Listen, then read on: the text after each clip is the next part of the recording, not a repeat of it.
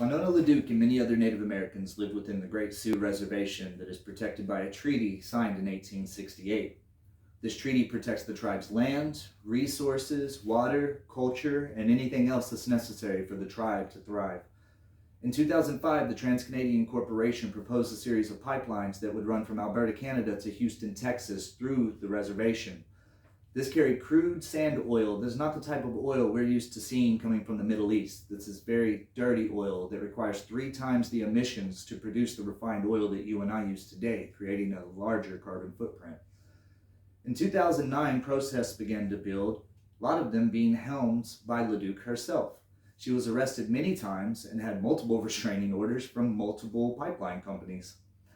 President Obama dismissed and vetoed 2 bills while he was in office, only to be overturned by Trump in his first week. He asked the Trans-Canadian Corporation to resubmit their application and then granted them a presidential permit illegally. President Biden's first day in office, he revoked what Trump had done, but in the back burner, he had greenlit a project in Minnesota, LaDuke's home state. She had this to say: "I organized people for Biden. I drove people to the polls through seas of Trump signs. I drove Indian people to vote who hadn't voted in 20 years.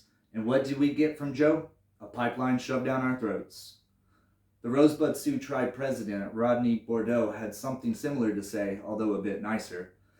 In approving the Keystone XL pipeline, the federal government repeatedly ignored treaty rights, tribal sovereignty, and widespread oppression to push forward in the interest of a foreign oil and gas company. Revoking the illegally issued pipeline permit is a start, but we can call on the Biden administration to do more, to go further, to respect the rights of Native peoples, and improve the relationship between tribes and the federal government. This is a sentiment that is felt through all of the tribes.